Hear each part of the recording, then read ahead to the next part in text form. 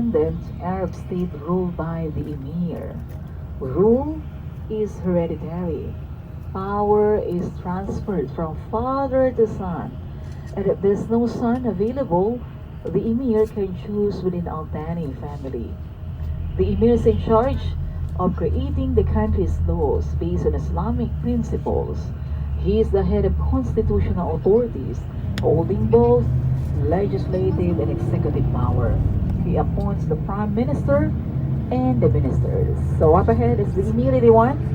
So this morning, ladies and gentlemen, the president or the prime minister of Pakistan has a state visit in Qatar to build a bilateral relation.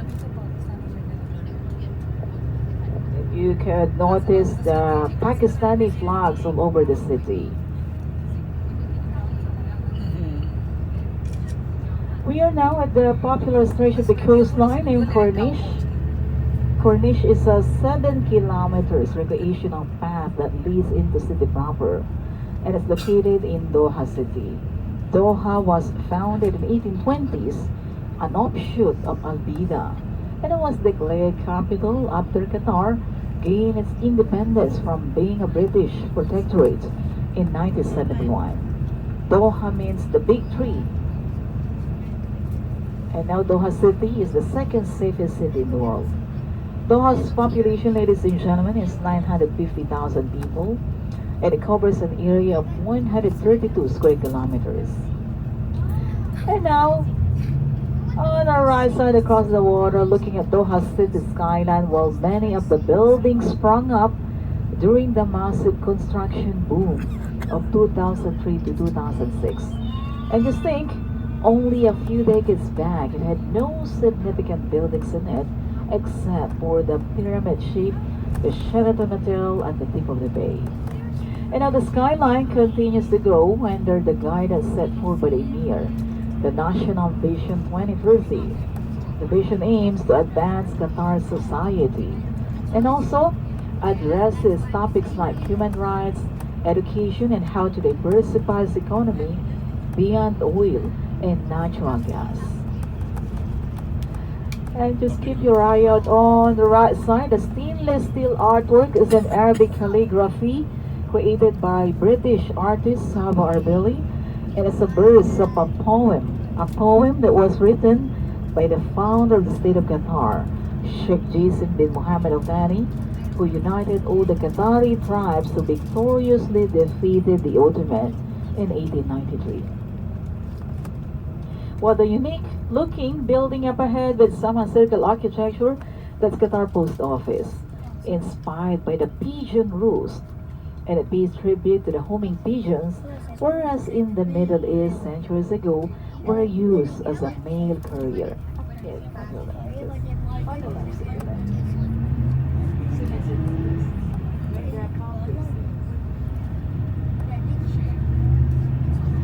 And now, turn your eyes on the right side. A famous landmark here in Corniche is the statue of Oryx.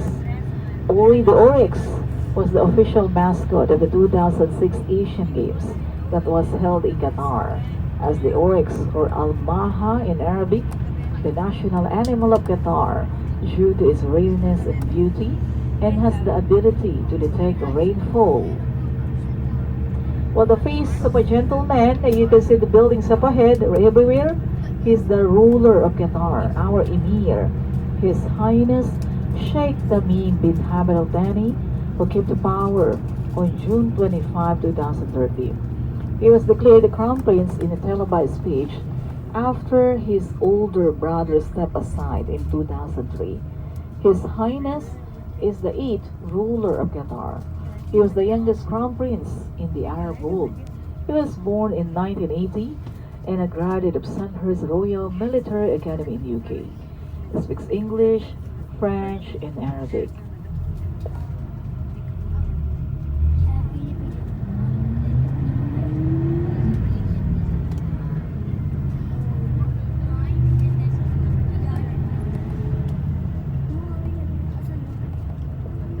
And now, ladies and gentlemen, as we get closer to the skyscrapers, up ahead, the Twin Towers is the third tallest skyscrapers that was built in 2011. Palm 1 and Palm 2, inspired by the palm trees, a tree of survival, and it stands 246 meters. And if you could spot the replica of Empire State Building, that's the headquarters of International Bank of Qatar, Al Ashmak Tower, one of the tallest skyscrapers that was completed in 2017. It stands 220 meters. It commemorates the largest stake of Qatar at the Empire State Building in New York. The first skyscraper coming up on the left side is called Alvida Tower. Designed like a flower, it was built in 2009. It stands 215 meters. For the blue tower next is the World Trade Center. It was built in 2013. That stands 241 meters. The headquarters of Qatar Petroleum. And Burj Doha, encased in an aluminum shroud that keeps the building cool, and a sun filters through. Gorgeous pattern fills the building interior, an Islamic design called Mashrabiyah.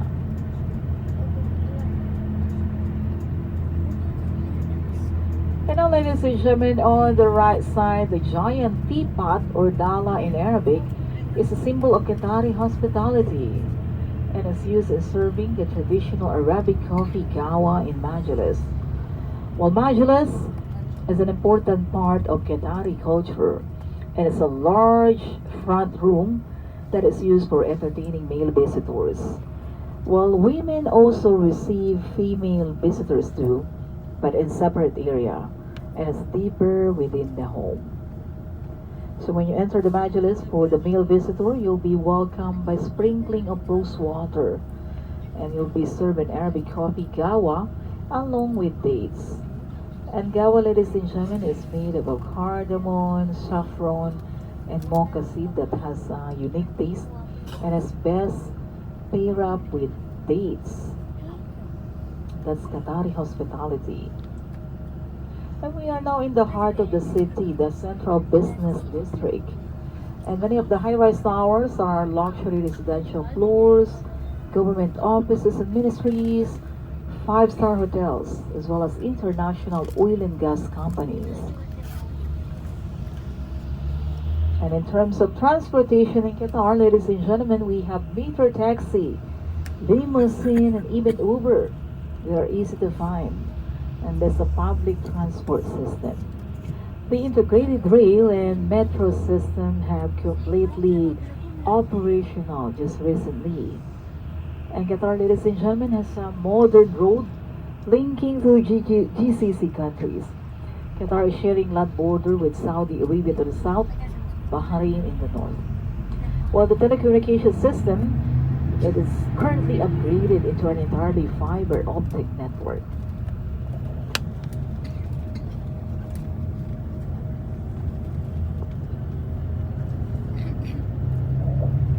And now, ladies and gentlemen, coming up on the left side, just keep your eye out on the left side. The cylinder-shaped building covered with diamond pattern, that's Tornado Tower, one of the tallest skyscrapers that was built in 2008 that stands 200 meters.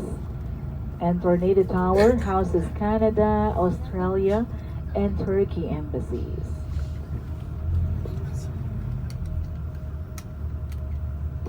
Ladies and gentlemen, in just 50 years, Qatar has gone from a poor fishing country to an oil giant with the highest per capita gross domestic product in the world, roughly at $134,600. And this even kinda underestimate to the real wealth of the citizens of Qatar. And the citizens are about 297,000 of them with an average income of well over $200,000. Qatar sits on a world third largest natural gas reserves, which contributes largely to its wealth. Qatar, ladies and gentlemen, is the wealthiest country in the world when we look at its gross domestic product per capita based on purchasing power parity. The country developed itself based on natural gas, oil, and diverse investments around the world. Well, there are many countries in the world which have fossil fuels, but few have done, as well as Qatar, to take advantage of them. The support of the United States, as well as decades of store reserve, have also helped to stabilize the growth and development of the country, making it now the richest country in the world. And now that Doha has opened itself to international business, ladies and gentlemen, when it has to balance global influences such as Western style consumption and liberal lifestyle with its own cultural identity and roots, which are based on a strong Islamic and family values. And even though Qatar is an Islamic country, there's a nightlife in Doha. Alcohol consumption is partially legal. There are several five-star luxury hotels that serve alcohol and is strictly regulated. Only non-Muslims can consume and transport alcohol, and that is by obtaining a permit or a liquor license. And licensure is by a salary category. On the right side is a Marriott Marquis, a five-star hotel adjacent to City Center Shopping Mall. While the City Center Shopping Mall is one of the largest shopping malls in the Middle East, with name brand shops and exclusive products from around the world.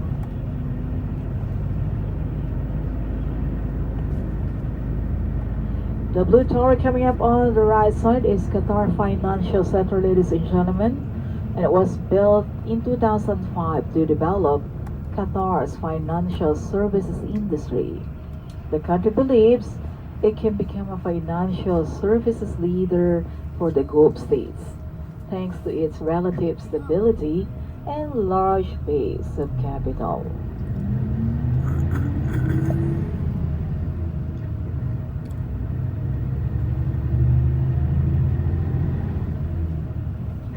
The iconic landmark up ahead is Al Wada Arches, which is inspired by the basket that the pearl divers used in collecting oysters during the pearling season a few decades back. And Al Wada Arches serve as the gateway that connects from Central Business District to Lusail City. Lusail is a new city that will host the opening ceremony and the final match of the FIFA World Cup 2022. And by the way, ladies and gentlemen, Lusail is a rare flower that grows in Qatar. And Al Wada Arches up ahead is the biggest and highest monument in Qatar with a height of 100 meters and width of 147 meters. And it weighs over 9,300 tons of steel. And now when you turn on the right side behind the white walls is the prestigious home of the royal family in Doha.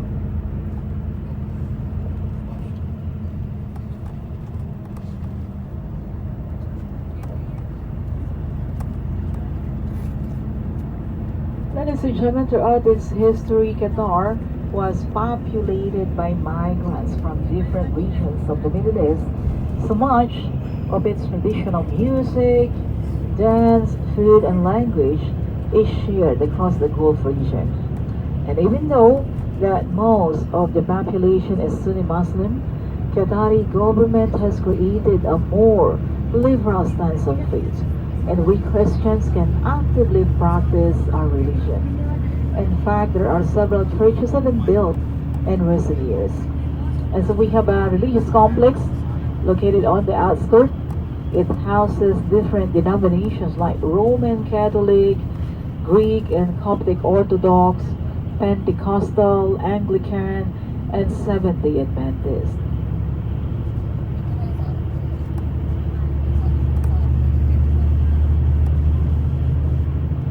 Ladies and gentlemen, Qatari customs maintain a balance between the male and the female.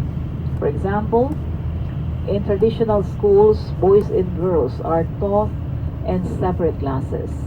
And this balance stems from the ancient roots that are reflected in the Arabic language, where even verbs have a male and female conjugation. And aside from state universities, ladies and gentlemen, the government built the Education City. It's a flagship development of Qatar Foundation for Education, Science, and Community Development, and is located in the suburb. Education City was built in 1998 that supports 6 American and 2 European universities as well as research centers.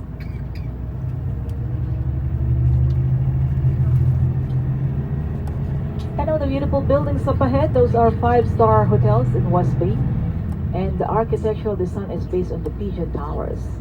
The first one is called Alcazar Resort, behind the St. Regis Hotel, and Far Right Intercontinental Hotel Doha. Those are prime examples of high-end services and amenities available in Qatar. And there you'll find an elegant suites, fine dining restaurants, relaxing spa, and a spectacular beach.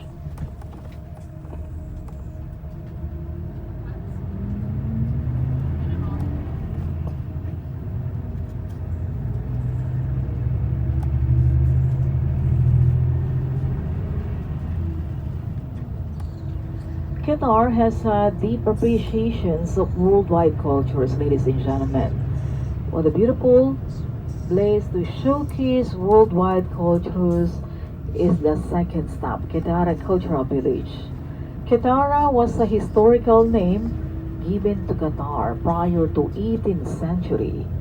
Using the older name Qatar keeps the connection to the country's ancient heritage.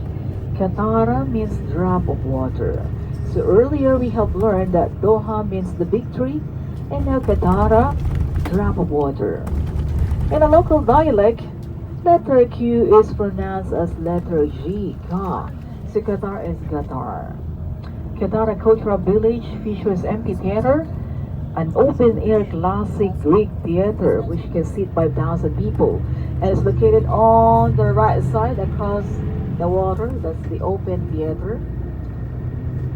There are also concert halls, exhibition galleries, cafes, fine dining restaurants, planetarium, Falcon Museum, and a public access beach.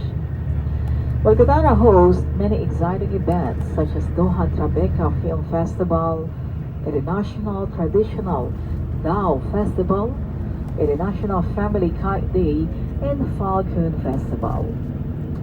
Well, the hills on the corner is called Qatar Garden, and it's formed with a group of carefully designed plants, trees, and lawns in a geometric shapes and styles that reflect diversity of ornamental plants brought from different countries and continents to grow in Qatar. It celebrates creativity, talent, and art. Ladies and gentlemen, one of the famous landmarks at Qatar Cultural Village is the Friday Mosque, which will be stopping by the opposite side. The Friday Mosque, designed by globally well-known Turkish mosque designer Zeynep Fadıloglu, and is garnished with purple and turquoise mosaic tiles. The exterior design of the mosque is inspired by Dome of the Rock Mosque in Jerusalem. Or the series of villas that you can see lined up on the right side, those are art galleries, and the huge one on the right, that's the Al Turaya Planetarium. Some are restaurants and coffee shops. And once we stop by, you may also see alongside the mosque are the Pigeon Towers. So Pigeon Towers were built in the Middle East centuries ago to attract the pigeons. The birds would nest in the droppings that fell were collected and used as a farm fertilizer. Ladies and gentlemen, this stop is Qatar Cultural Village. We have 10 minutes for you to wander for photography.